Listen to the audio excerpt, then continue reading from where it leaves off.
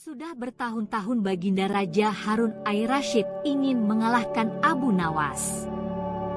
Namun perangkap-perangkap yang selama ini dibuat, semua bisa diatasi dengan cara-cara yang cemerlang oleh Abu Nawas.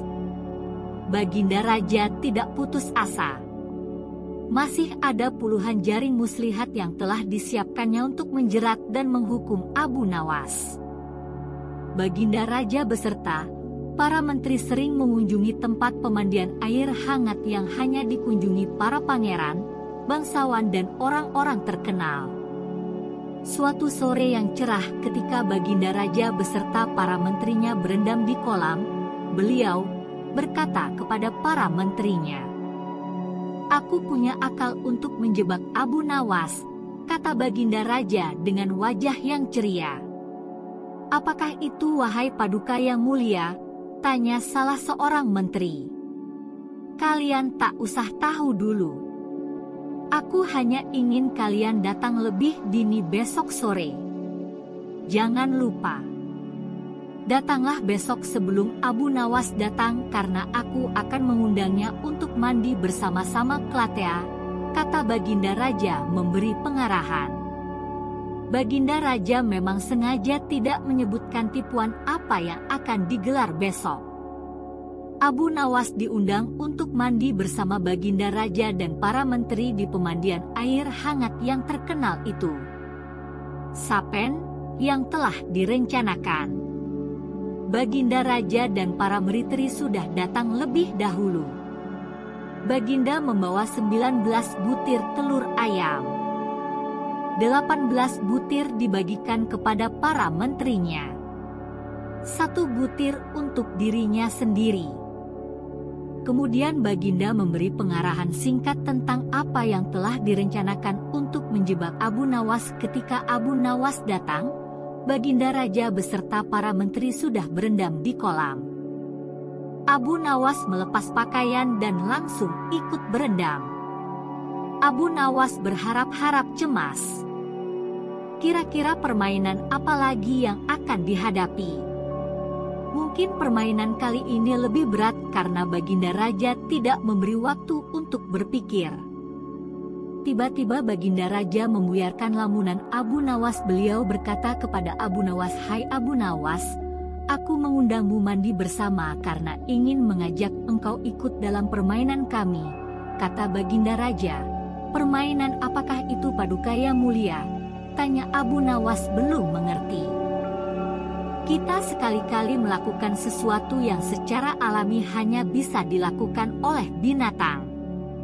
Sebagai manusia kita harus bisa melakukannya dengan cara kita masing-masing," kata Baginda sambil tersenyum. "Hamba belum mengerti, Baginda yang mulia," kata Abu Nawas agak ketakutan. "Masing-masing dari kita harus bisa bertelur seperti ayam dan barang siapa yang tidak bisa bertelur maka ia harus dihukum," kata Baginda. Abu Nawas tidak berkata apa-apa. Wajahnya nampak murung.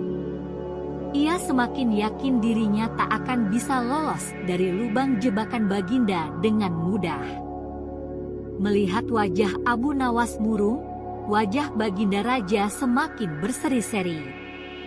"Nah sekarang apalagi yang kita tunggu? Kita menyelam lalu naik ke atas sambil menunjukkan telur kita masing-masing," perintah Baginda Raja. Baginda Raja dan para menteri mulai menyelam. Kemudian naik ke atas satu persatu dengan membawa sebutir telur ayam. Abu Nawas masih di dalam kolam.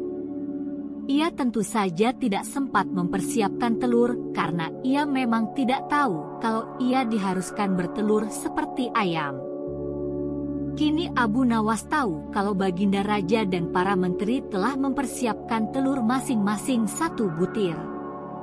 Karena belum ada seorang manusia pun yang bisa bertelur dan tidak akan pernah ada yang bisa. Karena dadanya mulai terasa sesak.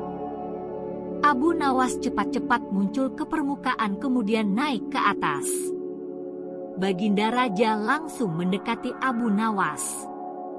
Abu Nawas nampak tenang, bahkan ia berlaku aneh, Tiba-tiba saja ia mengeluarkan suara seperti ayam jantan berkokok, keras sekali sehingga Baginda dan para menterinya merasa heran. "Ampun tuanku yang mulia, hamba tidak bisa bertelur seperti Baginda dan para menteri," kata Abu Nawas sambil membungkuk hormat. "Kalau begitu engkau harus dihukum," kata Baginda bangga. "Tunggu dulu wahai tuanku yang mulia," kata Abu Nawas memohon. "Apalagi hai Abu Nawas?" kata Baginda tidak sabar. "Paduka yang mulia, sebelumnya izinkan hamba membela diri. Sebenarnya kalau hamba mau bertelur, hamba tentu mampu. Tetapi hamba merasa menjadi ayam jantan maka hamba tidak bertelur. Hanya ayam betina saja yang bisa bertelur." "Kukuruyuk," kata Abu Nawas dengan membusungkan dada.